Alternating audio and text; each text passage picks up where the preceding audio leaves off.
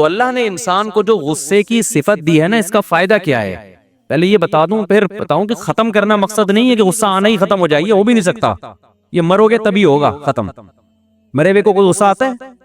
دفنانے میں دیر کر رہے ہو، اس کی وراثت غلط تقسیم ہو رہی ہے، وہ بیچارہ آرام سے چپ چاپ پڑا رہتا ہے۔ تو یہ اللہ نے انسان کے اندر رکھی یہ صفت اس لیے ہے تاکہ لوگوں کے دل میں اس کا تھوڑا سا خوف رہے، کیونکہ یہ دنیا بڑی ظالم ہے، یہ کمزور کو کھا جاتی ہے، کمزور کا حق ادا نہیں کرتی۔ اگر کسی کو آپ کے بارے میں پتا ہو کچھ بھی کر لو اس کو غصہ ہی نہیں آئے گا، تو بعض دفعہ وہ آپ پہ ظلم کرنا شروع کر دیتا ہے۔ بچوں کا دیکھ لو، بچوں کے دل میں اگر یہ بات بیٹھ جائے ہمارے ابا کو کبھی بھی غصہ نہیں آتا، کچھ بھی کر لو، تو تھوڑے دنوں میں بچے باپ بنے ہوئے ہوں گے، اور آپ کیا بنے ہوئے ہوگے؟ آپ بچے بنے ہوئے ہوگے۔ ایسا ہی ہے نا؟ اگر بیوی کو پتا چل جائے کہ میرا شوہر کچھ بھی کہہ دو اس کو، اس کی کھوپڑی تو ایسے اس نے بیانات سنے ہوئے کہ کھوپڑی ایسی سیٹ ہوئی ہے، ایلفی سے سیٹ کر دی ہے، اب یہ گھوم ہی نہیں سکتی، ذرا سے بھی نہیں گھومے گی، یہ جتنی گھومنی چاہیے اتنی بھی نہیں گھومے گی، تو آپ کی ماں کو بھی گالیاں دے گی، آپ کے باپ کو بھی گالیاں دے گی۔ وہ خواتین جو میرا بیان نہیں سن رہی ان کی بات کر رہا ہوں، تو وہ بہت کچھ کر لے گی، آپ کے پلاٹوں کی فائلیں بیچ بیچ کے کھا جائے گی۔ اسی طرح اگر مرد کو پتا ہو کہ میری بیگم کو ذرہ برابر بھی کسی بات پہ غصہ ہی نہیں آتا، اتنی پولائٹ طبیعت کی مل گئی ہے مجھے، تو مرد حقوق ادا کرنا ختم کر دے، 4 شادیاں کر لے گا بیان سن کے، حقوق نہیں دے گا، لٹکا دے گا ان کو، کرے گا پھر بھی نہیں 4 شادیاں، تو میں نے مذاق سے کہہ دیا، کی ہوتی تو کوئی تو کر رہا ہوتا نا، لیکن حقوق ادا نہیں کرے گا۔ بہرحال حضرت مولانا اشرف علی تھانوی رحمۃ اللہ علیہ فرمایا کرتے تھے کہ جب بیٹیاں ہوتی ہیں نا تو ان کے لیے بھائی کا ہونا بھی ضروری ہے، تمہارے مرنے کے بعد تمہاری بیٹیوں کا تحفظ تمہارے بیٹے کریں گے۔ آج جو نسلیں روک لی ہے نا، 2 بچے اچھے، بہنوں کو بھائی نہیں ملتے، سسرال میں بعض دفعہ ظلم ہوتا ہے، پیچھے پوچھنے والا کوئی نہیں ہوتا، باپ تو بوڑھا ہو جاتا ہے بھائی، پھر بھائیوں نے سنبھالنا ہوتا ہے نا، تو بہنوئی کو ڈر کس کا ہوتا ہے؟ بھائیوں، سالوں کا ڈر ہوتا ہے، سالے کو ایسی تھوڑی سالہ کہتے ہیں، یہ اللہ نے عورت کو ایک نعمت دی ہے کہ اللہ کے خوف سے تیرے حقوق ادا کرے نہ کرے، سالے پیچھے کھڑے ہوئے ہیں، اور جب سالے کو برا بلا بولا کرو تو سمجھ لو کہ میں بھی کسی کا سالہ ہوں، اور تمہارے جو بہنوئی حقوق ادا کر رہے ہیں تمہاری بہن کے، کچھ اللہ کے خوف سے اور کچھ تمہارے خوف سے۔ تو اگر انسان میں غصہ بالکل ہی ختم ہو جائے تو نہ مرد بیوی کے حقوق ادا کرے گا، عورت کا بھی مرد کو پتا ہوتا ہے میری بیگم کی ایک لمٹ ہے، اس کے بعد اس کی کھوپڑی گھومنا بولو شروع۔ تو اس لیے مقصد اس بیان کا یہ نہیں ہے کہ غصہ بالکل ختم کر دیں، اسلام یہ نہیں کہتا، تبھی قرآن میں یہ نہیں ہے کہ جو جنتی لوگ ہیں ان کو غصہ آتا ہی نہیں ہے، یہ کہیں نہیں ہے۔ ہمارے نبی کو بھی غصہ آیا ہے، حضرت موسیٰ علیہ السلام کو بھی غصہ آیا ہے، جب بنی اسرائیل نے بچڑے کی عبادت شروع کر دی، حضرت موسیٰ گئے تو حضرت موسیٰ غضبناک ہو گئے کہ فرعون کو اللہ نے غرق کر دیا پانی میں، اتنے معجزے تم نے دیکھ لیے، اس کے بعد بھی یہ حرکتیں کر رہے ہو، بچڑے کی پوجا کر رہے ہو، تو غصہ بنتا تھا نا ایسے موقع پہ، لیکن کم کریں، لگام دیں اس کو۔ آج اعتدال والا غصہ نہیں ہے، آج غصہ اعتدال سے بڑا ہوا ہے، پتہ ہی نہیں کہ کس پہ غصہ کرنا ہے کس پہ نہیں کرنا، اور جس پہ کرنا ہے اس پہ کتنا کرنا ہے۔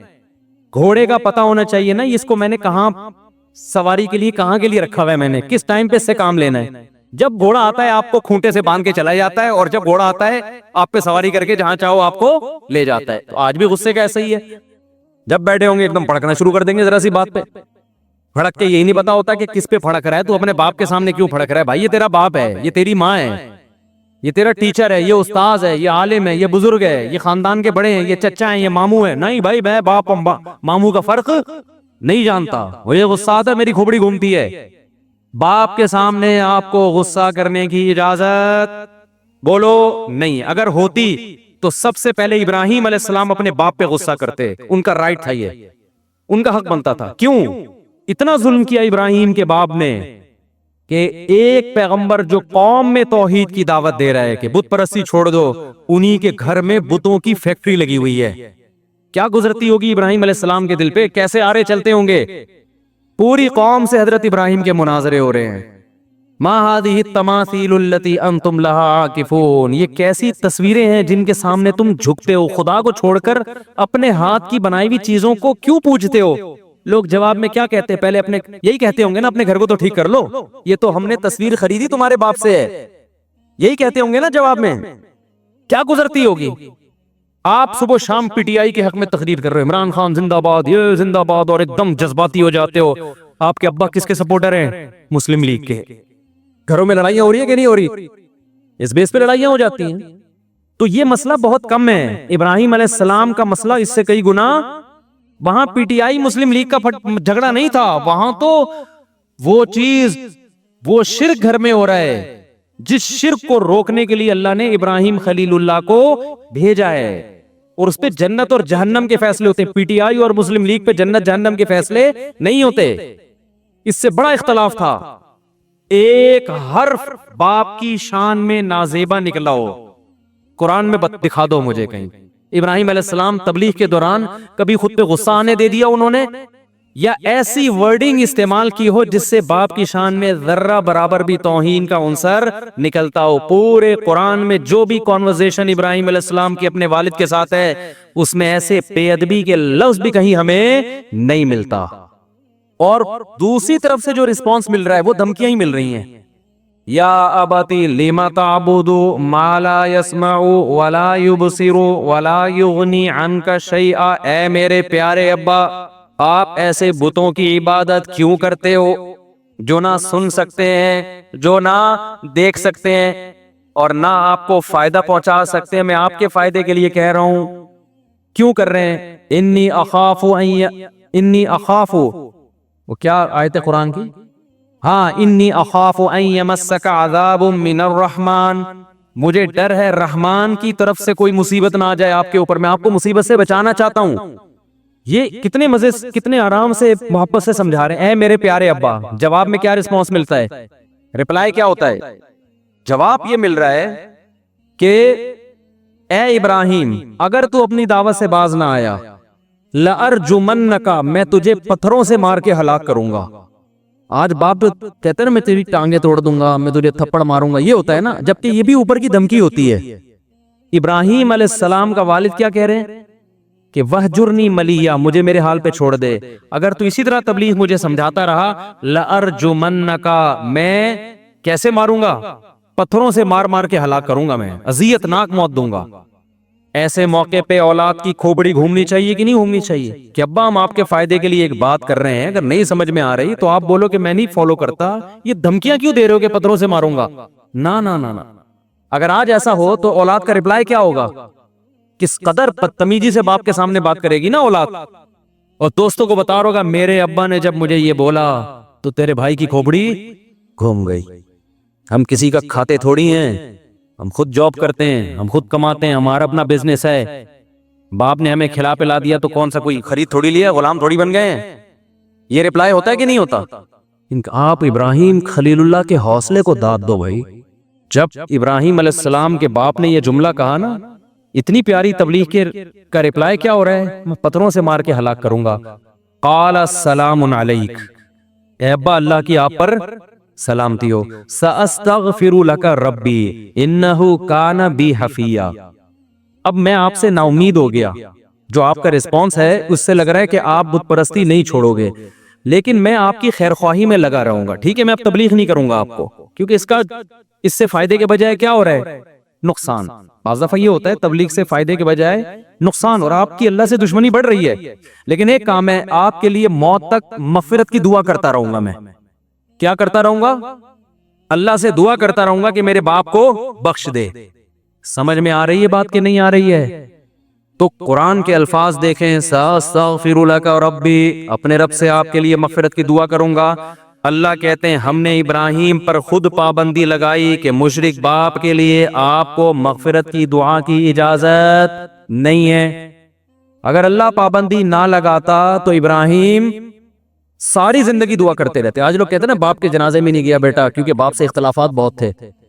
ابراہیم تو مشرک باپ جو شرک پر ابراہیم کو مجبور کر رہے ہیں، ان کے لیے بھی کہہ رہے ہیں کہ میں ان کا جنازہ بھی پڑھوں. دعائے مغفرت تو یہی ہے نا، جو موقع ملا مغفرت کی دعا کا میں کروں گا. تو جب تک اللہ پابندی نہیں لگا رہا، ابراہیم اپنے اوپر پابندی نہیں لگا رہے. بھائی بہت بڑا مقام ہے باپ اور ماں کا. آج ممبروں سے والدین کا جو مقام بیان کیا جاتا ہے نا، اس کو 100 سے ضرب دے دیا کرو، پھر جا کے ماں باپ کا مقام شروع ہوتا ہے۔ بہت بدتمیزی ہو رہی ہے گھروں میں ماں باپ کے ساتھ، بہت زیادہ بد کلامی ہو رہی ہے۔ قرآن نے جتنے اہتمام سے ماں باپ کو بیان کیا والدین کو، اتنے اہتمام سے قرآن نے کسی اور کو بیان بولو نہیں کیا۔ اور یہ چیز تو عقل میں آتی ہے، اپنی ماں اور باپ کی محبت نہیں دیکھتے بچپن میں کیسے ہوتی ہے، کیسے 30 40 سال ماں روٹیاں پکا پکا کے کھلاتے رہے کہ آپ جیسے ابراہیم علیہ السلام نے باپ کو سمجھایا آگے دھمکیاں آنا شروع ہو گئیں، تو اب ابراہیم علیہ السلام جانتے تھے کہ اب اگر میں باپ کے ساتھ رہتا ہوں تو اس میں نہ باپ کا فائدہ نہ میرا فائدہ، اس سے ریلیشن جڑنے کے بجائے کیا ہوگا، خراب ہوگا۔ تو ایسی صورت میں باپ سے کنارہ کشی اختیار کر لی، بد کلامی نہیں کی۔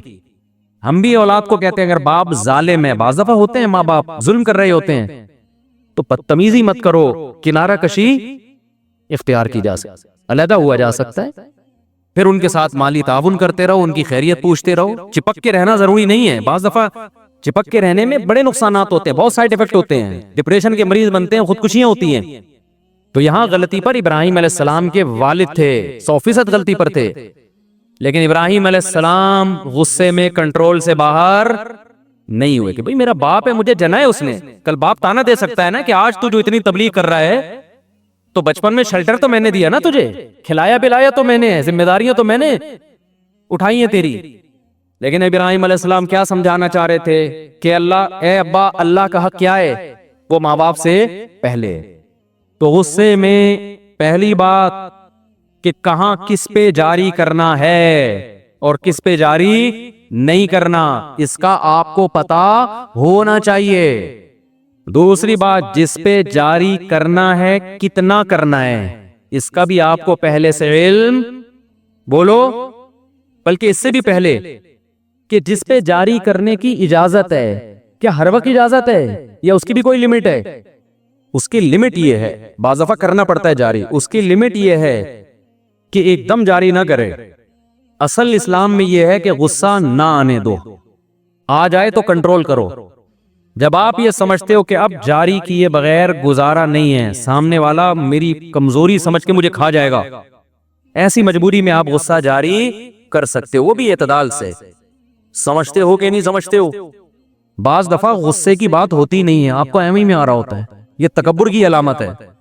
آپ میں غلطی ہے، اگلے نے کوئی نصیحت کی، آپ اگلے کی بات سنتے ہی نہیں، ایک دم رگیں پھولنا شروع ہو جاتی ہیں آپ کی، یہ اس کی علامت ہے۔ آپ اپنے آپ کو امام مہدی سمجھتے ہو، بھائی آپ میں کوئی خطا ہی نہیں ہو سکتی۔ یہ فرض کیوں کر لیا ہے آپ نے اپنے بارے میں کہ میں اتنا نیک ہوں کہ میں غلطی نہیں ہو سکتا؟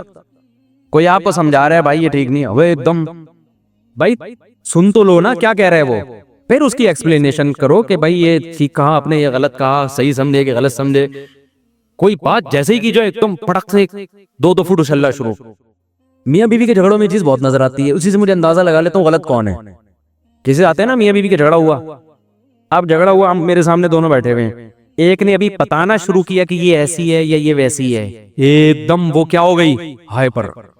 یا عورت نے اپنے شوہر کا بتانا شروع کیا، ایک دم وہ کیا ہو گیا، اس سے میں ویسے ہی سمجھ جاتا ہوں کہ مجھے رپورٹ پیش کرنے کی ضرورت نہیں ہے، مجھے پتا ہے کون غلط ہے۔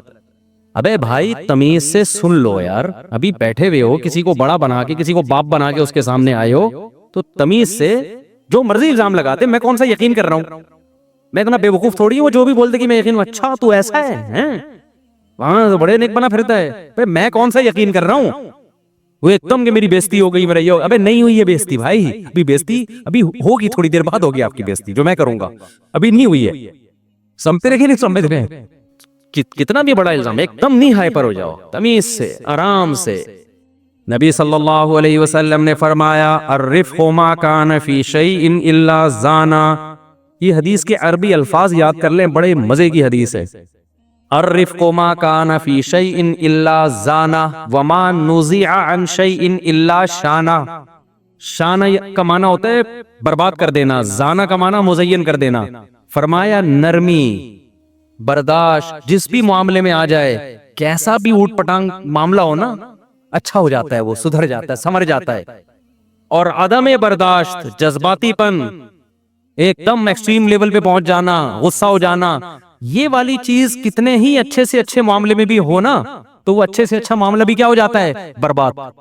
بہت سے اچھے کام آپ کی ٹینشن کی وجہ سے خراب ہو جاتے ہیں۔ آپ نے دعوت کی اپنے رشتہ داروں کی، عید کے دن سب آئیں گے، بیٹھیں گے، پیار محبت کی باتیں ہوں گی، ہم ان کو کھانا کھلائیں گے، آخر میں کولڈ ڈرنک پلائیں گے، اور ہمارے رشتے اور زیادہ کیا ہو جائیں گے؟ مضبوط ہو جائیں گے۔ اس دن کیا ہوا جی؟ روٹی آنے میں تاخیر ہو گئی، قورمہ ٹھنڈا ہو رہا ہے، روٹی آنے ایک دم ہائپر ہو گیا، رکھ کے لگا دیا بچے کو کھینچ کے تھپڑ۔ جب کھینچ کو تھپڑ لگایا تو بیگم نے بولا یہ میرے بچے کو آپ ہر وقت مارتے پیٹتے رہتے ہو۔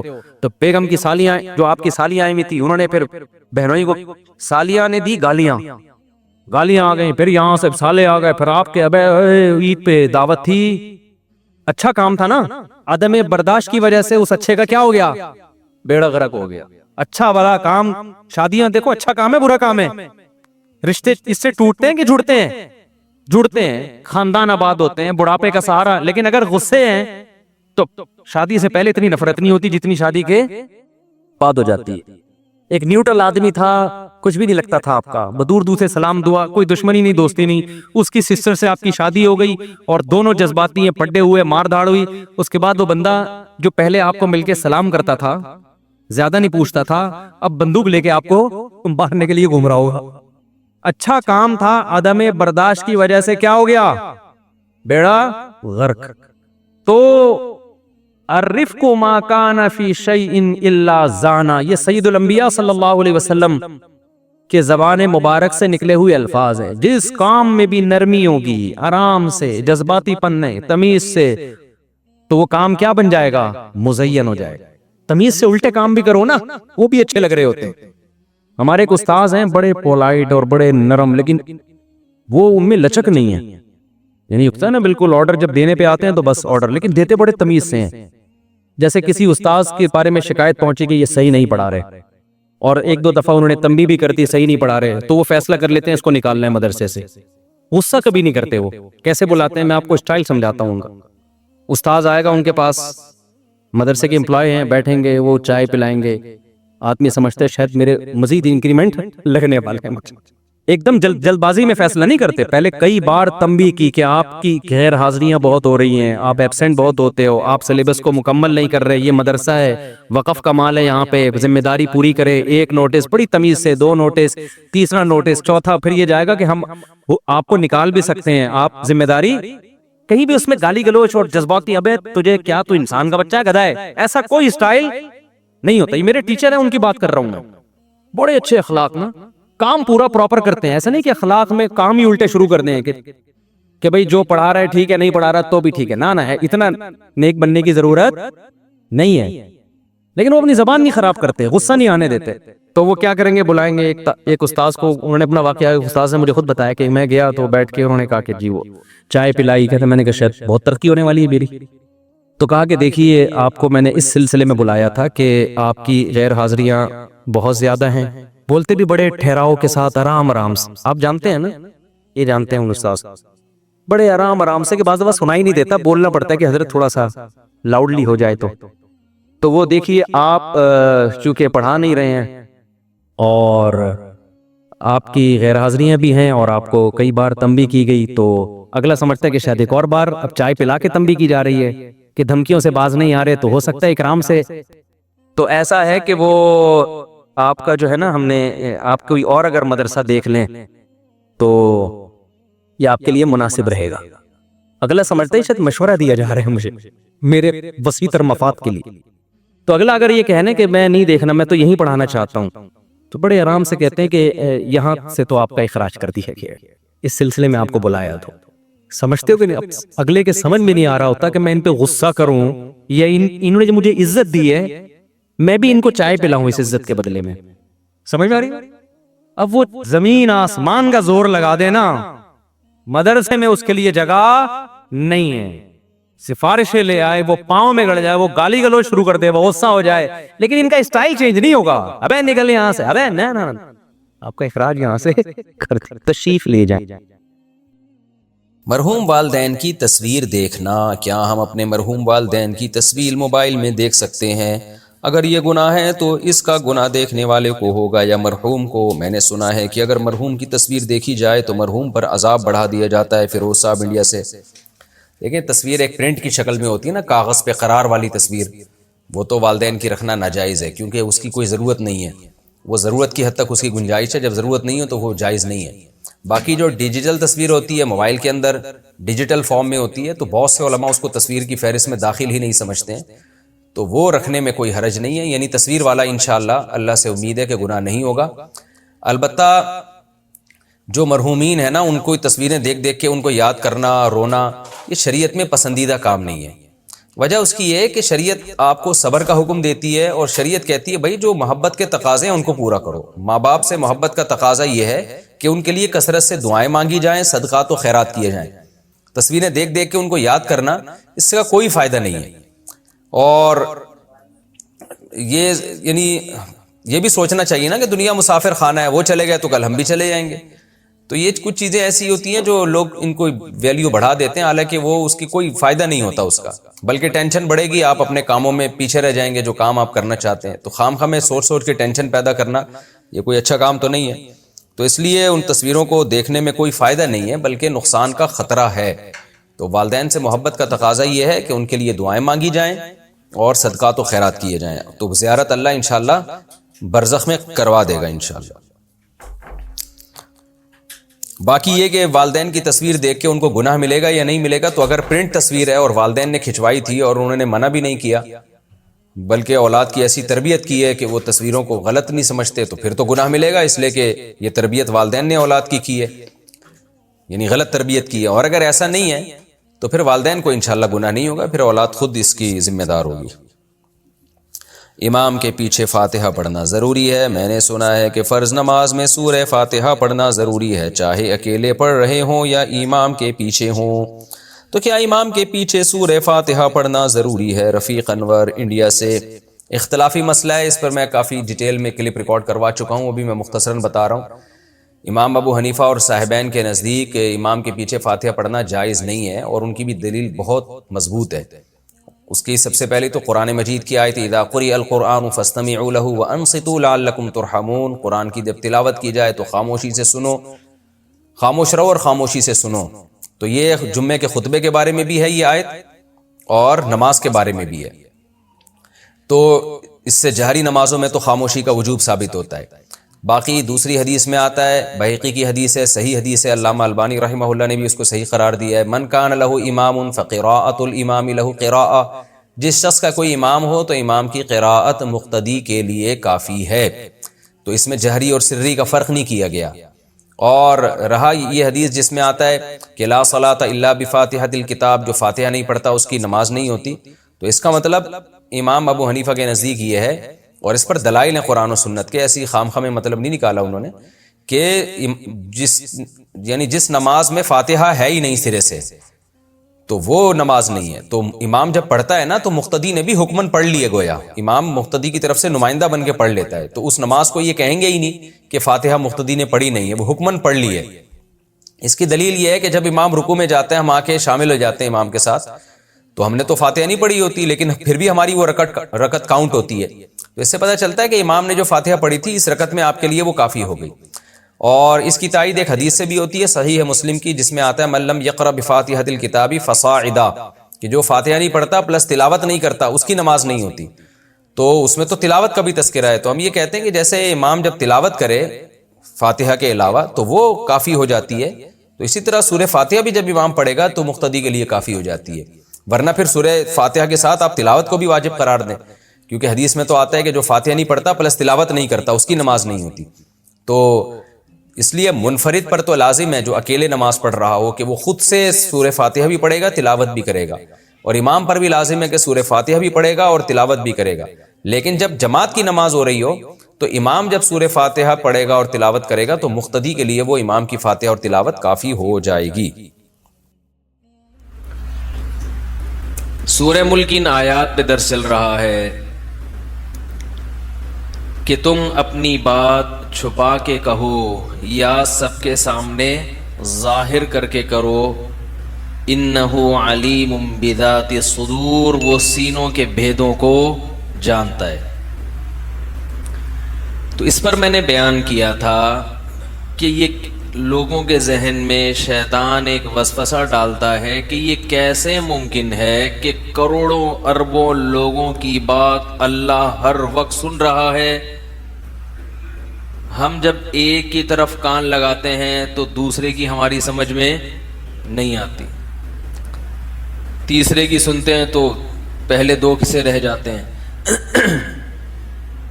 اللہ ہر وقت ہر ایک کی سن رہا ہے۔ تو یہ اعتراض اور اشکال ہمیں اس لیے ہوتا ہے کہ ہم اللہ کو اپنے اوپر قیاس کر رہے ہوتے ہیں۔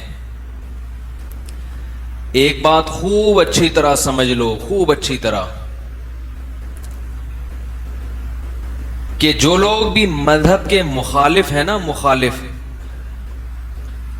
ان کے جتنے بھی دلائل ہیں اسلام کے خلاف، اللہ کے وجود کے خلاف، محمد صلی اللہ علیہ وسلم کی نبوت کے خلاف، تو یاد رکھو اگر اللہ کا وجود، جنت اور جہنم، فرشتوں کا وجود، یہ تمام چیزیں عقل کے خلاف ہوتی تو قرآن عقل کے بہت زیادہ استعمال کا حکم نہ دیتا۔ افلا تتفکرون، غور و فکر کیوں نہیں کرتے؟ ان فی خلق السماوات والارض لآیات لأولی الالباب، فرمایا آسمان اور زمینوں کے پیدائش میں عقل والوں کے لیے نشانیاں ہیں۔ افلا تعقلون، عقل سے کام کیوں نہیں لیتے؟ افلا یتدبرون، تدبر کیوں نہیں کرتے؟ خوب اچھی طرح گہرائی میں گھس کے غور کیوں نہیں کرتے؟ ام علی قلوب اقفالها، دلوں پہ تالے پڑ گئے ہیں، سوچتے کیوں نہیں ہو؟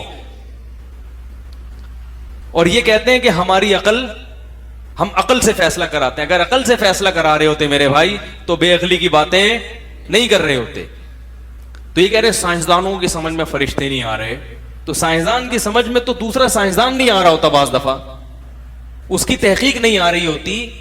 تو ہر چیز کو اللہ نے ایک محدود صلاحیت دی ہے، آنکھ کی ایک محدود صلاحیت، کانوں کی ایک محدود صلاحیت، سونگنے کی ایک محدود صلاحیت، تو سوچنے کی بھی اللہ نے ایک محدود صلاحیت دی ہے، اس سے آگے دماغ اس پہ ریسرچ کر ہی نہیں سکتا ہے۔ تو یہ جو چیزیں ہیں فرشتوں کا وجود، یہ ہمیں اسلام سے پتہ چلی ہیں۔ اگر اسلام کا برحق ہونا ثابت ہو جائے دوسرے دلائل سے تو اسلام جو بات کہے گا اس کا برحق ہونے کے لیے الگ سے دلیل کی ضرورت نہیں ہوگی۔ جیسے جج کے سامنے دو گواہوں کا برحق ہونا ثابت ہو جائے کسی اور دلیل سے، تو جو دو گواہ کسی اور کے حق میں جب گواہی دیں گے تو اس گواہی کے لیے جج کے پاس الگ سے دلیل ہونا ضروری نہیں ہے، کیونکہ جج سے کے سامنے اس دلیل سے ایک چیز ثابت ہو گئی ہے جس دلیل کا برحق ہونا کسی اور دلیل سے ثابت ہو گیا ہے۔ بہت مشکل۔ تو فرشتوں کا جو وجود ہے اس کا برحق ہونا ایسی دلیل سے ثابت ہے جس دلیل کا برحق ہونا کسی اور دلیل سے ثابت ہے۔ وہ دلیل کیا ہے وہ ایک الگ ٹاپک ہے، ابھی میں اس پہ بات نہیں کروں گا۔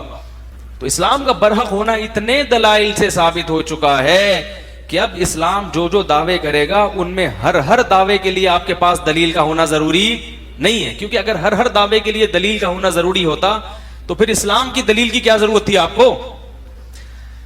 ارے بھائی جج نے دو گواہ بلائے کہ بھائی یہ بندہ صحیح کہہ رہا ہے غلط کہہ رہا ہے، تم گواہی دو۔ یہ جج اسی لیے بلاتا ہے نا کہ جج کے پاس اس آدمی کے برحق ہونے کی اس کے علاوہ کوئی دلیل نہیں ہوتی، اگر ہو تو ان دونوں کی کیا ضرورت ہے؟ تو بہت سی چیزیں ایسی ہیں جہاں سائنس پہنچ نہیں سکتی۔ اگر سائنس فرشتوں تک پہنچ سکتی ہوتی تو ہمیں فرشتوں کے وجود پر، جنت اور جہنم کے وجود پر، اور آخرت برحق ہے، موت کے بعد ایک زندگی ہے، ان چیزوں پر پھر پیغمبروں کی ضرورت بولو بھائی نہیں۔ جیسے ہمیں کھانا کتنا ہے کتنا نہیں کھانا اس کے لیے پیغمبروں کی ضرورت نہیں ہے، کیونکہ یہ حکیموں نے، ڈاکٹروں کی پہلے سے تحقیقات بولو بھائی چلی آ رہی ہے۔ پیغمبر آتے ہیں شریعت بتانے کے لیے۔ تو فرشتوں کا جو وجود ہے یہ قرآن و سنت سے بھی ثابت، پھر تورات اور انجیل سے بھی ثابت ہے۔ یہ حضرت موسیٰ علیہ السلام، عیسیٰ علیہ السلام، یہودی بھی مانتے ہیں، عیسائی بھی مانتے ہیں، مسلمان بھی مانتے ہیں، تمام پیغمبروں نے بتایا ہے، اور یہ بھی بتایا کہ یہ انسان کی مدد بھی کرتے ہیں اور انسان کو اللہ کے حکم سے نقصان بھی پہنچاتے ہیں۔ تو اگر وہ چیز لیبارٹری میں نہیں آئی تو یہ اس کی علامت نہیں ہے کہ اس کا وجود ہے ہی نہیں. قرآن کہہ رہے لہو معقبات من بین یدیہ ومن خلفہ یحفظونہ من امر اللہ. اللہ فرماتے ہیں پے در پہ ایسے فرشتے آنا جانا لگا رہتا ہے جو اللہ کے حکم سے انسان کی حفاظت پہ مامور ہیں. تو صرف ایک نہیں ہے, ہر وقت فرشتوں کی ایک لائن لگی ہوئی ہے جو انسان کو بہت سارے شر سے بچا رہے ہوتے ہیں. آپ کہہ سکتے ہیں کہ جتنے شر اس وقت تک دریافت ہوئے ان سے بچانے کے لیے تو تحقیق یہ ہے کہ فلاں چیز سے فلاں چیز بچاتی ہے, فلاں سے, تو کون سا شر ایسا ہے جو فرشتہ بچا رہا ہے بھائی جراثیم ہے نا, اس سے بچنے کے لیے ہمارا اندر کے جراثیم ہیں, تو ہر چیز سے بچنے کے لیے کوئی انتظام ہے. سردی سے بچنے کے لیے کمبل ہے. کیا خیال ہے بھائی؟ سردی ایک ایسا شر ہے جس سے بچنے کے لیے کیا ہے؟ کمبل ہے بھائی. تو کون سی چیز ہے؟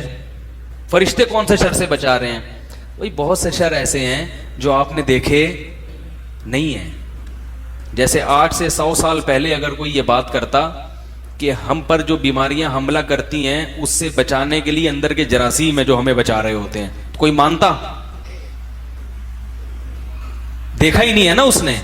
تو ایسے بہت سے شر ایسے ہیں جو انسان کی طرف متوجہ ہوتے ہیں, لیکن انسان ہماری لیبارٹریوں ان کو ٹریس, جتنی شیطانی قوتیں ہیں, جن جو ہے نا جن, یہ مادے سے بنی ہوئی مخلوق ہی نہیں ہے. آپ کو پتہ ہے ریسرچ یہی ہے نا کہ جو آگ ہے وہ مادہ نہیں ہے, یہی ہے نا ریسرچ, وہ انرجی ہے, وہ توانائی ہے. تو جنات کو اللہ نے آگ سے بنایا تو وہ مادی چیز ہی نہیں ہے کہ جو ہماری لیبارٹری میں وہ کس قسم کی مخلوق بنائی ہے یہ ہم نہیں جانتے. فرشتوں تو جنات سے بھی ہٹ کے ایک الگ مخلوق ہیں جن کو اللہ نے نور سے بنایا ہے, روشنی سے بنایا ہے. تو اب کون سی چیزیں شر ایسے ہیں جو ہم پہ حملہ کرتے ہیں وہ ہمیں معلوم نہیں ہے. جب معلوم ہی نہیں ہے تو ان سے بچنے کے لیے بھی اللہ نے کچھ انتظام رکھے ہوئے ہیں. وہ انتظام کس کے ذریعے ہیں؟ فرشتوں کے ذریعے. اور یہ بڑی عجیب مخلوق ہے, قرآن و سنت سے پتہ چلتا ہے, بہت طاقتور ہیں, ان سے اللہ کام لیتے ہیں. بڑی بڑی قوموں کو اللہ نے فرشتوں کے ذریعے تباہ و برباد کیا ہے. اور یہ انسان سے محبت کرتے ہیں, اللہ کی حمد و ثنا کرتے ہیں. یہ ساری صفات قرآن و سنت نے بیان کی ہیں اور ان میں کوئی بات بھی عقل کے خلاف نہیں ہے. بھائی ہو سکتا ہے ایسی مخلوق ہو سکتا ہے ہمیں اس قسم کی چیزیں نقصان پہنچا رہی ہوں, ایسی مخلوقات ہوں جو ہم نے دیکھی. بھائی ہم نے تو جراثیم دیکھ لیا نا, اور بھی تو مخلوقات ہو سکتی ہیں. یہ کون دعویٰ کر سکتا ہے کہ ساری کائنات کی ہر چیز میری سمجھ میں آ گئی ہے؟ یہ دعویٰ کرنا ہی حماقت ہے. میرے ساتھ ایسا ہوا تھا ایک دفعہ, میں وہ کام کر رہا تھا, تو وہ ابھی چھوڑو, پھر میرے واقعہ پہ کلپ بنا دیں گے لوگ. بہت بڑے بزرگ ہیں, کرامت مفتی صاحب کی. پھر جو بزرگ مانتے ہیں وہ واہ واہ, اور جو نہیں مانتے وہ گالیاں لکھ رہے ہوں گے. ٹھیک ہے نا, یہ مارکیٹ میں یہ چل رہا ہے. تو یہ جو ہے نا فرشتوں کے ذریعے مدد, یہ مشاہدے پر مبنی حقیقت ہے. بچا لیتے ہیں فرشتے انسان کو. کوئی ایسی دھکا دے دیتے ہیں, بعض دفعہ ایسا بھی ہوتا ہے, گاڑی آ رہی ہے, کئی واقعات ہوئے ہیں, پیچھے سے بس آ رہی ہے اور کیا ہوا ہے. ایک چھوٹا سا واقعہ میں بتاتا ہوں, اس میں کرامت کا اتنا عنصر نہیں ہے, کرامت کا عنصر نہیں ہے, تو چونکہ اس میں کی لاجک بھی ہے تو اس لیے وہ بتا دیتا ہوں. مجھے یاد ہے میں ایک دفعہ جا رہا تھا, تو ہم بچے تھے نا, ہماری عادت تھی ٹیکنیکل قسم کے کچھ الٹے سیدھے کام کرنے کی, کوئی یونیک قسم کا مارکیٹ میں کام لے کر آئے. تو تندور سے گھر والوں نے روٹیاں لینے کے لیے بھیجا, تو میں روٹیاں لے کے آ رہا ہوں, تو میرے ساتھ میرے کزن بھی. ہم نے کہا اوپر دیکھ کے چلتے ہیں آسمان پر. بچے تھے نا, نئی نئی شرارتوں کا شوق ہوتا ہے.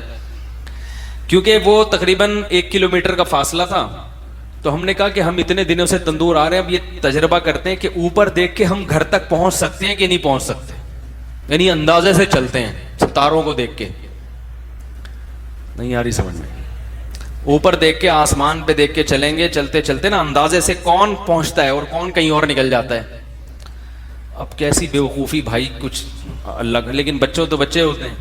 اب مجھے یاد ہے میں اوپر دیکھ رہا ہوں اور دیکھتے دیکھتے دیکھتے دیکھتے جا رہا ہوں, مجھے خیال آیا بھائی کہیں بس سے نٹ, کیونکہ سڑک بھی تھی, کوئی ٹکرا نہ جاؤں. بالکل ایک پوائنٹ پہ آ کے نا مجھے خیال ہوا ہے کہ ایک دفعہ نیچے دیکھ لو.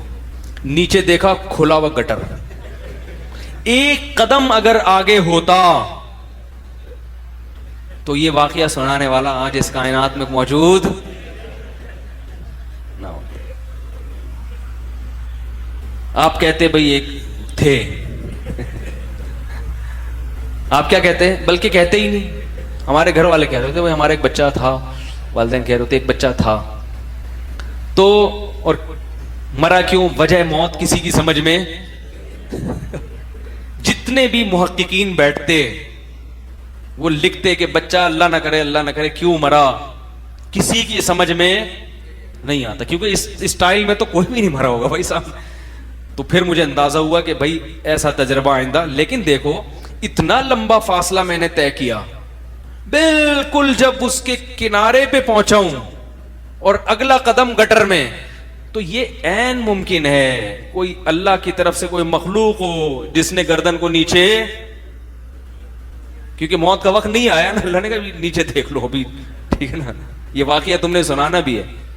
یہ بھی ممکن ہے کہ کوئی اتفاقی واقعہ ہوا ہو, بس اللہ نے بچایا تو اللہ نے دل میں ڈال دیا. تو ایسے کام بعض دفعہ اللہ فرشتوں سے بھی لیتا ہے, وہ آ کے گردن موڑ دیتے ہیں آپ کی, ٹھیک ہے نا. دل میں خیالات بھی ڈالتے ہیں فرشتے, دل میں خیالات بھی ڈال دیتے ہیں. جیسے جنات دل میں خیالات ڈالتے ہیں وساوس, ایسے ہی فرشتے بھی دل میں خیالات ڈالتے ہیں. دوست ہوتے ہیں انسان کے, جنات جیسے دشمن ہے تو فرشتے کیا ہیں, دوست ہیں, وہ اچھے خیالات ڈالتے ہیں. تو بعض دفعہ وہ خیال ڈال دیتے ہیں, اللہ تعالیٰ اس کے دل میں ڈال دیتے ہیں, اس کو بولو نیچے دیکھو, بس بہت ہو گیا مذاق, نیچے دیکھو. نیچے دیکھا تو گٹر ہے. تو اتنا اللہ کا شکر ہے, ہم نے کہا بھائی آئندہ اس قسم کا مذاق نہیں ہوگا, دوڑ لگا لیں گے کون پہلے پہنچتا ہے, ٹھیک ہے نا, اوپر دیکھ کے نہیں چلنا. تو قرآن میں ہے نا کہ تتنزل علیہم الملائکۃ الا تخافوا ولا تحزنوا وابشروا بالجنۃ التي کنتم توعدون. اللہ فرماتے ہیں جو لوگ دین کے راستے پہ آتے ہیں, مجاہدے کرتے ہیں, قربانیاں دیتے ہیں, تو صرف اتنا نہیں ہے کہ ان کو جنت کا یقین ہے, آ رہے ہیں, ان کو فرشتوں کی طرف سے بشارتیں بھی ملتی رہتی. فرشتے ان کے کان میں آ کے کہتے رہتے ہیں, ان کے دل میں آ کے خیالات ڈالتے رہتے ہیں, ان قریب یہ آزمائش ختم ہونے والی ہے, ان قریب یہ آزمائش ختم. بشارتیں کہ اس جنت کی خوشخبری قبول کرو جس کی وسعت آسمانوں اور زمینوں سے زیادہ ہے. تو فرشتوں کی طرف سے باقاعدہ تسلیاں ملتی ہیں انسان کو, چونکہ ان لوگ کو ملتی نہیں ہے نا, کوئی دین پر چلتے ہی نہیں ہے, تو نہ تسلیاں ملتی ہیں, نہ قربانی ہے, کچھ بھی نہیں ہے, تو یہ انکار کر دیتے ہیں. جن کو ملتی ہے ان سے پوچھو, وہ کہتے ہیں ہمیں الحمدللہ, میں نہیں کہہ رہا کہ مجھے ملتی ہے, میں تو کوئی اتنا نیک آدمی اللہ کہ مجھے بنا دے, لیکن جن کو ملتی ہیں اس کے بہت واقعات ہیں جن کو فرشتوں کی طرف سے کیا ملتی ہیں, تسلی, صبر کی. تبھی تو ان کا صبر بہت زیادہ ہوتا ہے. اور اللہ فرماتے ہیں کہ فساء قرینا, کہ جو لوگ دین کے خلاف چلتے ہیں اللہ شیطان کو, جنات کو ان کا دوست بنا دیتا ہے, اور وہ جنات ان کے دل میں الٹے الٹے خیالات ڈالتے رہتے. یخرجوہم من النور الی الظلمات, ان کو سیدھے راستے سے اندھیروں کی طرف, ہر آنے والا دن پہلے سے زیادہ برا. تو جو لوگ مذہب کے خلاف ہیں ان کے دیکھو نا, ہر آنے والا دن پہلے سے کیا ہوتا ہے ان کا, بدتر, بدتر سے بدتر ہوتا چلا جاتا ہے ان کا ہر آنے والا دن. ظاہری لحاظ سے خوشحال ہوں گے, اندر سے ٹوٹ پھوٹ, کیونکہ تسلی دینے والا نہیں ہے انسان. صرف اس مادی جسم کا نام نہیں ہے, بہت کچھ ہے انسان کے ساتھ جو ہم نہیں جانتے, کچھ جو ہمیں شریعت نے بتا دیا, بہت سی چیزیں نہیں بتائی ہیں. تو بہت کچھ ہے اس انسان کے ساتھ جو ابھی جس ممکن ہے کچھ چیزیں تحقیق میں بھی آ جائیں, تحقیق کے دائرے میں بھی آ جائیں, لیکن اس میں آپ یوٹیوب کی ویڈیوز پہ نہ جایا کریں. یوٹیوب بعد فرشتوں کو دکھا رہا ہوتا ہے, وہ مذاق اڑوانے والی بات ہے. وہ دیکھو فرشتہ آ رہا ہے, وہ فیک ویڈیوز ہوتی ہیں, وہ جب غلط ثابت ہوتی ہیں تو لوگ مذاق اڑاتے ہیں. وہ کسی نے دکھایا وہ ایک پتھر ہے آسمان اور زمین کے درمیان میں, وہ کرامت, وہ پتہ چلا ڈرامے بازی ہے, کچھ بھی نہیں ہے. تو لیکن ایک حقیقت ہے, جنات بھی فرشتے بھی. تو اسی طرح یاد رکھو, یہ جو قرآن کہتا ہے نا کہ میں ہر ایک کی بات ہر وقت سنتا ہوں, یہ ہماری عقل میں اس لیے نہیں آتا کہ ہم اس مادی زندگی کے حساب سے اللہ کو دیکھتے ہیں. اللہ کی ذات عقل سے بالا تر ہے, وہ سننے دیکھنے کے لیے اسباب کا محتاج نہیں ہے, جب وہ اسباب کا محتاج ہی نہیں ہے تو اس کے لیے نہ سننا تعجب کی بات ہے. اگر وہ یہ کہتا کہ میں کچھ چیزیں سنتا ہوں کچھ نہیں سنتا, یہ عقل کے خلاف ہو جاتا. کہ جب تو سننے کے لیے کسی عضو کا محتاج نہیں ہے, تیری ذات سنتی ہے, تو پھر یہ کیا بات ہے کہ وہ اس کو سن رہا ہے اس کو نہیں سن رہا, پھر اس کو کس بیس پہ سن رہا ہے؟ نہیں آ رہی بات میرا خیال ہے. اس کو کس بیس پہ سن رہا ہے تو سب کو سن رہا ہے, نہیں سن رہا تو کسی کو بھی نہیں. اگر قدرت ہے تو ہر چیز کی ہے, نہیں ہے تو کسی چیز کی بھی نہیں ہے. تو اللہ کا علی کل شیء قدیر ہونا, اللہ کا ہر چیز کا سننا, یہ عقل کے خلاف نہیں ہے. یہ دعویٰ عقل کے خلاف ہے کہ کچھ چیزیں سنتا ہے اور کچھ نہیں سنتا. یہ عقل, جیسے مشرکین یہ کہتے ہیں کہ اللہ نے فلاں معبود کو یہ اختیار دیا, فلاں کو یہ اختیار, وہ اپنی مرضی سے جو چاہیں کر سکتے ہیں. تو اللہ نے کہا کہ ان کے پاس اس کرنے کی وہ طاقتیں نہیں ہیں. جس کے پاس طاقت ہوتی ہے اسباب سے ہٹ کے کچھ کرنے کی, پھر وہ سب کچھ کر سکتا ہے. کیونکہ جب آپ کچھ کرنے کے لیے کسی سبب کے محتاج نہیں ہو تو آپ کے پاس ماورائی طاقتیں ہیں, پھر تو جو چاہے کرو آپ. ایسا معبود نہیں ہو سکتا جو کچھ تو کر سکتا ہو اور کچھ نہیں کر سکتا ہو. یہ نہیں ہو سکتا. کرے گا تو سب کچھ کرے گا, نہیں کرے گا تو کچھ بھی نہیں کر سکتا. تو اس لیے اللہ نے فرمایا کہ اسروا قولکم او اجہروا بی, اپنی باتوں کو چھپا کے کرو یا سب کے سامنے ظاہر کر کے. انہ علیم بذات الصدور, وہ سینوں کے بھیدوں کو بھی جانتا ہے. کیونکہ جب وہ جانتا ہے تو جاننے میں پھر چھوٹی بات ہو بڑی بات ہو, سوچنے کی حد تک ہو یا بولنے کی حد تک ہو, پھر سب چیزیں اس کے اختیارات کے دائرے میں آتی ہیں. کوئی چیز پھر اس کی دسترس سے باہر نہیں ہے. تو اسی لیے اللہ نے آگے فرمایا کہ جب وہ سب کچھ, الا یعلم من خلق, فرمایا جس نے پیدا کیا وہ سن نہیں سکتا. کیا مطلب بھائی, پیدا کرنے کی بھی کوئی لاجک نہیں ہے, زیادہ مشکل کام ہے. کسی چیز کو بنانا زیادہ مشکل ہے, اس کے معاملے میں نالج رکھنا یہ نسبتاً آسان ہے. تو جو مشکل کام جس نے کر کے دکھا دیا بغیر کسی سبب کے تمہیں بنا دیا, جو آج تک سائنسدانوں کی سمجھ میں نہیں آ رہا, الٹی سیدھی تھیوری لا رہے ہیں, کوئی کہہ رہا ہے یوں بنا تھا, کوئی کہہ رہا ہے بندر تھا. وجہ کیا ہے کہ جب سمجھ میں نہیں آ رہا تو بجائے اس کے کہ اعتراف کر لیں یار ہماری سمجھ میں نہیں آ رہا, ٹھیک ہے نا, بس اللہ نے بنا لیا, اس اعتراف کرنے کے بجائے کچھ نہ کچھ تھیوری گڑتے رہیں گے کہ نہیں اس طرح ہوا ہے, اس طرح ہوا ہے, اس طرح ہوا ہے. میں تو سائنسدانوں سے اللہ کا انکار کرتے کہتے ہیں تم صرف یہ ثابت کر دو نا خربوزہ کیسے بنا ہے, خدا کی قسم مان لوں گا میں.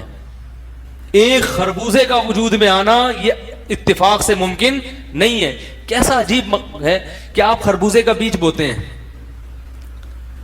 ہیں, خربوزے کے بیج زمین میں ڈالا, کھاد مٹی پانی سے بیل نکلی, اس میں دوبارہ سے خربوزے نکلے, ان میں دوبارہ وہی بیج ہے,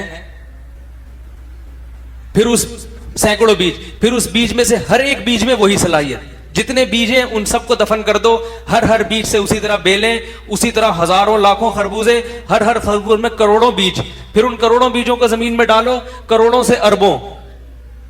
یہ سائیکل جو چل رہا ہے, اس سائیکل کی ابتدا کیسے ہوئی بھائی؟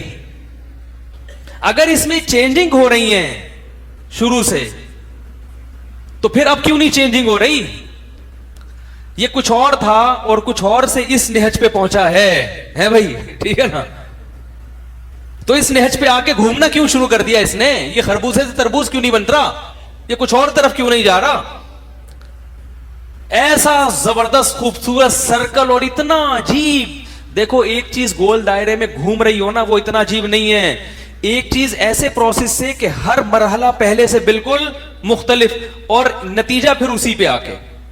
بیج ایک بالکل الگ چیز ہے, اس کو آپ نے ڈالا زمین میں, گوبر مٹی کھاد اور دھوپ روشنی سے وہ کیا بن گئی؟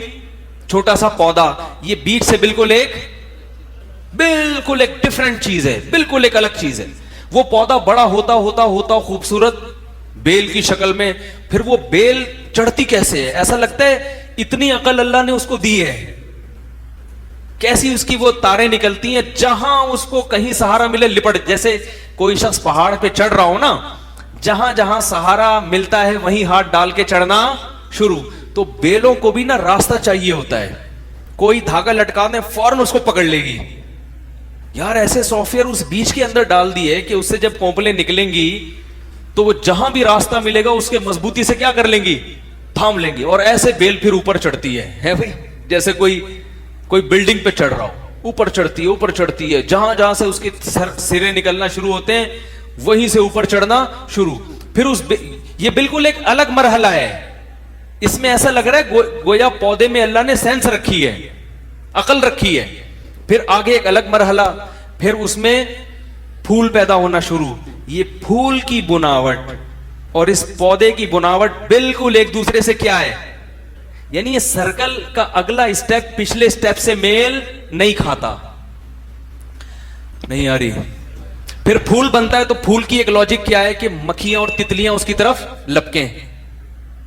وہ لپکنے سے کیا ہوتا ہے کہ نر اور مادہ ذروں کا ملاپ ہے بھائی. اگر وہ پھول نہ بنتا تو تتلیاں نہ لپکتی. یہ پری پلان ہے یا اتفاق سے ہوا ہے؟ اتفاق سے ایسی چیزیں ہوتی ہیں, یہ پلاننگ ہے بھائی, یہ اتفاق سے نہیں ہوا. پھر وہ پھول کی طرف جب مکھیاں آئیں گی اور وہ ان کی ٹانگوں سے وہ چپکیں گے ذرات اور نر مادہ پھولوں کا ملاپ ہوگا تو نیچے دوبارہ سے خربوزہ اگنا ہے بھائی.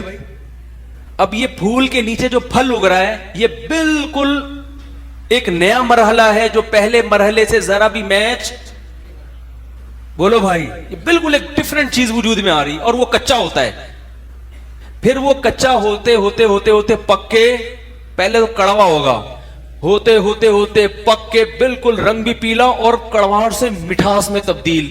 یہ بالکل ایک الگ چیز وجود میں آ گئی. پھر کمال ہے قدرت کا کہ جب آپ اس کو کھول کے دیکھو تو وہی بیج جس کو آپ کو اس میں نظر آئے گا جو آپ نے بویا تھا. ہزاروں بیج نظر آ جائیں گے آپ کو اس کے اندر. ہر مرحلہ پہلے سے کیا ہے, الگ ہے. ہر مرحلہ پہلے سے الگ. تبھی قرآن کہتا ہے ذالک ھذا خلق اللہ, یہ ہے اللہ کی تخلیق, یہ ہے اللہ کی تخلیق. ھذا کا مطلب کیا ہوتا ہے, اشارہ. جیسے کوئی ڈارون گویا اللہ کے سامنے کھڑا ہے اور وہ کہہ رہا ہے یہ انسان بندر سے وجود میں آیا, اتفاق سے ایسا ہوا, اتفاق سے ایسا ہوا.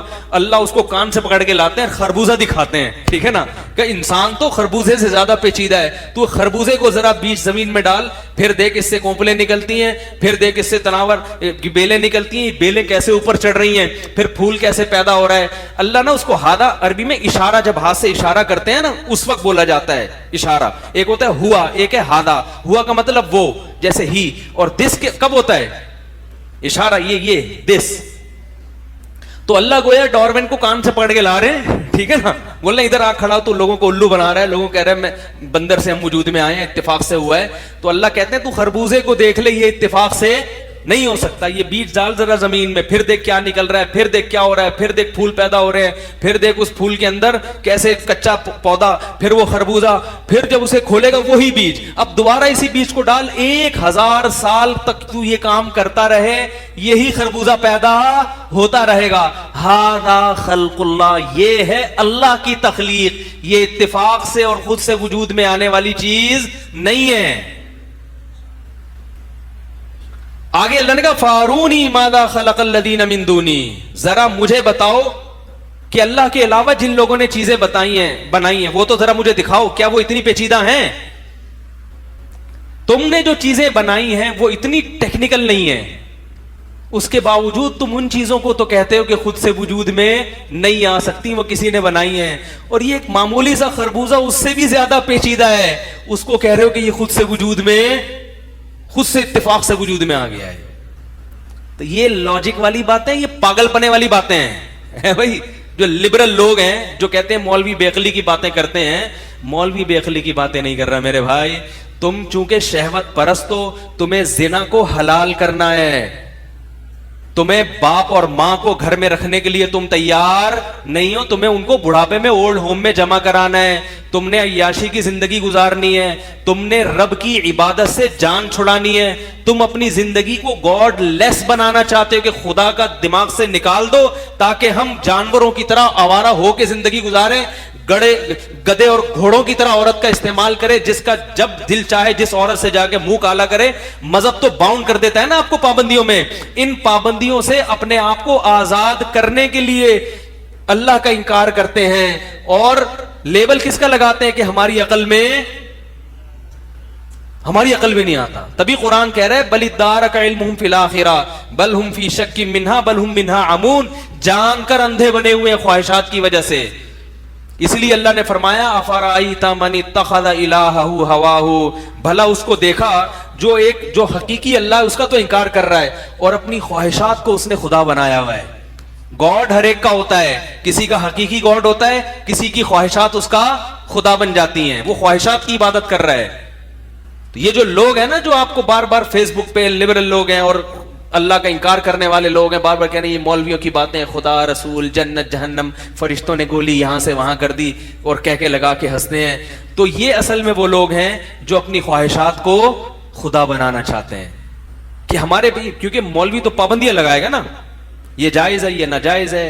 ایک صاحب میرے پاس آئے کہنے لگے میری بیگم فلاں آدمی سے ہنس کے باتیں کی, مجھے غصہ آیا. تو بیگم نے کہا پھر کیوں تمہیں غصہ کیوں آ رہا ہے بھائی؟ بیگم میں اعتراض کر رہی ہے میں پہ, تمہیں غصہ کیوں آ رہا ہے؟ تو اس نے کہا میری غیرت کے خلاف ہے. اس نے غیرت کیا ہوتا ہے ٹھیک ہے نا, غیرت کیا ہوتا ہے. تو اب مذہب کی پابندیوں سے آپ اگر باہر نکل جاؤ تو جس سے چاہو ہنس کے بات کرو, پھر آپ کو غصہ ہونے کی اجازت. انگریز کی بیوی کسی سے ہنس کے بات کرتی ہے, گورے کو غصہ آتا ہے؟ آئے گا؟ کوئی بات نہیں بھائی, ہنسنے پر گورنمنٹ نے کوئی پابندی نہیں لگائی. اسی طرح انگریز بھی اگر کسی گرل فرینڈ سے اپنی ہنس کے بات کرے گا تو اس کی بیوی کو بھی غصہ, بولو بھائی, نہیں آئے گا. تو یہی ماحول چاہتے ہیں ہمارے معاشرے میں بھی پھیل جائے, غصہ لیس ہو جائیں, ٹھیک ہے نا. غصہ آئے تو صرف مولویوں پہ آئے, مولوی کے علاوہ کسی پہ غصہ نہ. بیٹی پہ غصہ آئے کہ وہ بن ٹھن کے بے پردہ ہو کے باہر کیوں جا رہی ہے, نہ بہن پہ غصہ آئے, نہ بیوی پہ غصہ آئے, نہ بیوی کو شوہر پہ غصہ آئے کہ کیا لگتی ہے تیری جو ہنس کے باتیں کر رہا ہے اس سے 1 گھنٹے سے, ہے بھائی. کسی کو بھی غصہ کسی پہ نہ آئے. صرف لوگوں کو اگر غصہ آئے تو مولویوں پہ آئے کہ وہ غیرت کی باتیں کیوں کرتے ہیں, اللہ رسول کی باتیں کیوں کرتے ہیں, عورت کو پردے کا حکم, مرد کو داڑھی کا حکم, اور فرشتوں کو گولی یہاں سے وہاں کر دی, اس قسم کی باتیں ہیں. مفتی تقی عثمانی صاحب کو اللہ نے بچا لیا, واہ واہ واہ, اتنے بڑے بزرگ ہیں, اللہ نے بچا لیا. تو اس سے تو یعنی یہ ثابت ہو جائے گا کہ وہ اللہ کے مقرب ہیں. تو ہم کیا ہیں, ہم ایسے ہی ہیں, ٹھیک ہے نا بھائی. اللہ کی نعمت ہے, کسی کو بچاتا ہے اللہ تعالیٰ اس کے تقوی کی وجہ سے, اس کے اخلاص کی وجہ سے, اور کسی کو شہادت دے دیتا ہے. تو ان کو کسی پہ غصہ نہیں آتا ہے تو صرف کس پہ, مولوی. باقی میں جو مولویوں کا دفاع کرتا ہوں اس کا مطلب یہ ہرگز نہیں ہے کہ سب مولویوں کا میں دفاع کرتا ہوں, یہ ڈکشنری سے نکال دو. مجھے پتا ہے, میں تو شعر سناتا ہوں, ہے خرابی دین کی ان 3 سے, شاہ ظالم پیر جاہل مولوی بے دین سے. 2 چیزیں ہیں مولویوں میں کہ اگر وہ 2 بیماریوں میں سے ایک بیماری بھی کسی مولوی میں ہوگی تو بیڑا غرق کرے گا. بس یہ بات کر کے میں بیان ختم کرتا ہوں. کسی بھی مولوی کے بیان سننے ہو یا اس سے فائدہ اٹھانا ہو تو 2 چیزیں چیک کر لیا کرو کہ یہ گڑبڑے نہ ہو. نمبر 1, خود عمل ہی نہیں ہوگا, بعض دفعہ دعوے ہوں گے عمل نہیں ہوگا, وہ بیڑا غرق کرتا ہے. اور بعض دفعہ علم نہیں ہوتا, عمل بہت ہوتا ہے. بہت سے مولوی بڑے مخلص ہیں, علم کم ہے ان کے پاس. کوئی حدیث کہیں سے مل گئی, جیسے میں بتاتا ہوں نا, امام احمد ابن حنبل کے پاس ایک شخص آیا, اس نے کہا کہ میرے باپ نے حکم دیا ہے کہ میں اپنی بیوی کو طلاق دے دوں. صحیح ہے نا, حدیث پڑھ لی تھی کہیں. امام احمد نے کہا کہ مت دو طلاق. اس نے کہا کہ نبی نے حکم دیا ہے حضرت عمر کے بیٹے کو کہ جب باپ حکم دے بیوی کو طلاق دینے کا تو کس کی اطاعت کرو, بولو بھائی, باپ کی. تو حدیث تو ہی ہے, پیغمبر کی تعلیمات تو یہ ہیں کہ باپ جب حکم دے رہا ہے بہو کو طلاق دینے کا تو بیٹے پر لازم ہے کہ وہ کیا کر دے. ابھی ادھورا علم ہے, بہت مشکل ہے. یہ گڑبڑ کرتا ہے. یہ جو مولوی جو بیڑا غرق کر رہے ہیں نا دین کا, یہ وہ ہیں جن کو علم میں رسوخ, بولو بھائی, نہیں ہے, یا رسوخ تو ہے, سمجھنے کی صلاحیت, ہر چیز کی ہر صلاحیت اللہ نے ہر ایک میں تھوڑی رکھی ہے. تو امام احمد بن حنبل چونکہ مجتہد تھے نا, انہوں نے فوراً کہا کہ حل ابو کا مثل عمر, کیا تمہارا باپ بھی عمر جیسا ہے؟ آپ کی سمجھ میں نہیں آ رہا تو اس کی سمجھ میں کہاں سے آیا ہوگا؟ بھائی اس نے حدیث پیش کی کہ نبی نے حضرت عمر کو عبداللہ بن عمر کو حکم دیا کہ باپ کی اطاعت کرو نا. باپ جب حکم دے بہو کو طلاق دینے کا تو باپ کی بات ماننا لازم ہے. تو اس نے کہا تو باپ کی اطاعت تو واجب ہے, تو میرا ابا بھی کہہ رہا ہے تو میں بھی بیوی کو چھوڑ رہا ہوں. تو یہ آدھا علم ہے. تو حضرت امام احمد بن حنبل نے کیا کہا, حل ابو کا مثلو عمر, کہ تمہارے ابا بھی حضرت عمر جیسے. حضرت عمر کے بارے میں تو اطمینان تھا کہ اگر وہ حکم دے رہے تو اس کی کوئی لاجک ہوگی. تمہارے ابا کا کیا پتا بھائی, بلا وجہ خامخواہ کی ٹینشن بھی ہوتی ہے نا. آج کے ساس سسر جو میری بیانات سن رہی ہیں ساسیں, ان کے علاوہ کی بات کر رہا ہوں. آج کے ساس سسر کا کوئی بھروسہ تھوڑی ہے کہ یار ویسے ہی خامخواہ میں بلا وجہ بہو سے چڑے ہوئے بیٹھے ہوئے ہوں اور بیٹے کو حکم دے رہا ہوں اس کو چھوڑ دو. بعض دفعہ بلا وجہ نہیں باوجہ بھی ہوتے ہیں, بعض دفعہ بلا وجہ بھی ہوتے ہیں. تو اس میں رائے لینی پڑتی ہے کہ یہ کسی وجہ سے کہہ رہے ہیں یا خامخواہ میں اپنا غصہ نکال رہے ہیں بلا وجہ کا. تو ادھورا علم کیا کرتا ہے انسان کو. میں نے ایک حدیث سناتا ہوں نا, نبی نے فرمایا, ایک حدیث میں آتا ہے کہ ایک صحابی درخت لگا رہے ہیں, آپ صلی اللہ علیہ وسلم نے فرمایا تمہاری عمر تو بہت لمبی ہے, درخت تمہاری عمر کا کیا بھروسہ, کل کا بھروسہ نہیں, اور درخت تو پتہ نہیں کتنے سالوں میں پھل دے گا. اب جس نے یہ حدیث سنی ہو وہ کیا کہے گا, گویا اسلام میں درخت لگانا اچھا کام نہیں ہے, نبی تو دنیا کی نفی سکھا رہے ہیں. کیا ہو گیا, بس یہ ختم کر رہا ہوں, آخری ہے, واقعی آخری ہے. دیکھو حدیث میں آتا ہے ایک صحابی درخت لگا رہے ہیں, آپ صلی اللہ علیہ وسلم نے ان کو کہا کہ کیا درخت 5-6 سال بعد جا کے پھل دے گا. میں حدیث کا مفہوم اپنے الفاظ میں بیان کر رہا ہوں. اور موت کا کوئی بھروسہ نہیں, کل مر جاؤ پرسوں مر جاؤ, ہیں موت کا ایک لمحے کا پتہ نہیں ہے, اور امیدیں اتنے سالوں کی. جس نے صرف یہ حدیث پڑھی ہو آدھا علم ہے, وہ کہے گا بھائی وہ کبھی بھی کوئی کھجور کا درخت لگا رہا ہوگا, یا حکومت جب مہم چلائے گی درخت لگانے کی تو کہے گا یار کیا پتا, زندگی کا کوئی بھروسہ ہے نہیں, اور ہم درخت لگا لگا کے پتہ نہیں پھل دیں گے بھی نہیں دیں, ہے بھائی. وہ اس حدیث سے یہ مطلب لے گا نا, جیسے رفع الیدین کی آتی ہیں حدیثیں, نہ کرنے والی کا پتہ وہ ضعیف ہے. وہ کیا ہے جو رفع الیدین نہ کرنے کی حدیث عبداللہ بن مسعود کی ہے نا, جس میں نہ کرنے کو سنت قرار دیا, وہ صحیح حدیث ہے. اس میں حضرت سفیان کو جو مدلس کہا گیا ہے نا, تو وہ اس درجے کے مدلس نہیں ہے جس کی وجہ سے حدیث ضعیف ہو جائے.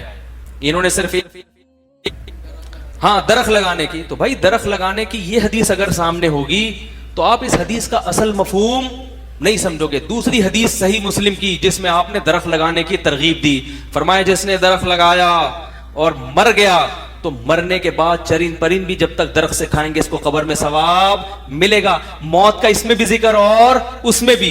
پتا چلا درخت لگاؤ دنیا کی لالچ میں نہیں, انسانیت کی ترقی کے لیے. تو یہاں بتا دیا کہ جب دنیا میں کچھ خیر کا کام کرنا ہے تو اس میں تمہاری نیت درست ہونی چاہیے. کیوں کر رہے ہو, لالچ میں اگر کر رہے ہو, بھائی کیا مائیکل جیکسن نے کتنی لالچ کی تھی, میں 90 سال کا ہو جاؤں گا, میں 100 میں اتنا بڑا ڈانسر, کل کا پتہ نہیں ہے, ٹھیک ہے, اور تو اتنی لمبی لمبی امیدیں کر رہا ہے. تو ہمیں بتا دیا بھائی درخت لگا رہے ہو, کل کا کوئی بھروسہ نہیں ہے, ہو سکتا ہے پھل مل جائے, ہو سکتا ہے نہیں ملے. اس نیت سے نہ لگاؤ. پھر کس نیت سے, بھائی اس نیت سے مر گیا تو کوئی بات نہیں ہے, پبلک کھائے گی. بھائی جب پرندوں کو کھلانے کا ثواب ملے گا تو پبلک کو کھلانے کا ثواب نہیں ملے گا. اب تو پولیس کا کیس ہے بھائی, سیدھا سیدھا پولیس کا کیس ہے. تو خدا کی قسم یہ گائیڈنس صرف مذہب کرتا ہے. مذہب کو زندگی سے نکال دو گے, ان ایتھیس لوگوں کے پاس اور لبرل لوگوں کے پاس قوم کی گائیڈنس کے لیے کوئی کتاب نہیں ہے جو لوگوں کا قبلہ درست کرے. کیونکہ اگر آپ بولو گے کہ کوئی بات نہیں مر گئے تو قبر میں ثواب ملے گا, قبر میں تو کچھ نہیں ہوتا. کون سی سائنس کی کتاب میں لکھا ہے قبر میں ثواب بھی ملتا ہے عذاب بھی ملتا ہے؟ وہ مانے گا کہ کوئی بات نہیں, لوگ خوش ہوں گے تو پبلک کھائے گی, دعائیں دے گی. جب مری گیا تو دعائیں لگیں گی کس کو, جا کے ہڈیوں کو لگیں گی دعائیں جا کے. آپ اس کو موٹیویٹ کیسے کرو گے خیر کے کام پر؟ کیسے موٹیویٹ کرو گے آپ اس کو کہ اچھا کام کرے؟ وہ کوئی موٹیویٹ کرنا ممکن نہیں ہے. یہ تو جو غیر مسلموں میں 5-10% لوگ جو خیر کا کام کر رہے ہوتے ہیں نا, وہ نظر آ رہے ہوتے ہیں. اگر ان کے پاس مذہب ہوتا, ایک صاحب یورپ سے آئے, کہنے لگے یار میں کسی خاص ملک کا نام نہیں لوں گا, کہہ رہے 5% لوگ ایجوکیٹڈ ہیں, باقی 95% سمجھتے ہیں ان دھندوں میں لگے ہوئے عیاشی میں. ان 5% کی ترقی ہے جو دنیا دیکھ رہی ہے. اگر ان کے پاس مذہب ہوتا تو 95% ترقی کرتے, 5% سٹے لگا بھی رہے ہوتے اور پھر ان پہ 80 کوڑے بھی لگ رہے ہوتے. ان پہ نہیں آ رہی بات, حد جاری ہوتی نا, نشہ تو اسلام میں حد جاری ہو جاتی ہے نا اس کے اوپر. تو اگر یہ مذہب کو فالو کرنے والے لوگ ہوتے تو 95% کیا ہوتے, پڑھے لکھے ہوتے, کیونکہ عیاشی تو ختم ہو جاتی نا, شراب کباب یہ سب چیزیں جو انسان کو روکتی ہیں. تو خیر یہ موضوع بڑا لمبا ہے, اس پہ بہت سارے اشکالات ہوں گے لوگوں کو, پھر میں اس کا جواب دوں گا. تو مجھے پتا ہے اس پہ کیا کیا آپ کے ذہن میں اشکالات آ رہے ہوں گے, اس کے کیا کیا جوابات ہیں, لیکن اس کو چھیڑوں گا تو موضوع پورا چینج ہو جائے گا. تو میرے بھائی, اسلام نے آپ کی نیت کو درست کر دیا کہ درخت لگاؤ, ترقی کرو, مگر زیادہ امیدیں دنیا سے مت لگاؤ. تبھی میں کہتا ہوں گھر بنانے کے بجائے درخت لگانے زیادہ بہتر ہے, ٹھیک ہے نا, اس کے فائدے زیادہ ہیں. اور اپریل فول کے حوالے سے بھی ایک بات کروں, کل 1 اپریل ہے نا 2019, تو وہ ٹوپی ڈرامے لوگوں کے شروع ہو جائیں گے. تو ایک صاحب نے بڑا اچھا مشورہ دیا کہ لوگوں کو سے کوئی چیز چھڑوانا بڑا مشکل ہے, ان کی سوچ کو ڈائیورٹ کرنا یہ آسان ہے. ایک کام اور انہوں نے کچھ نہ کچھ تو کرنا ہی ہے, تو بھائی یہ نہیں کرو تو یہ کر لو. تو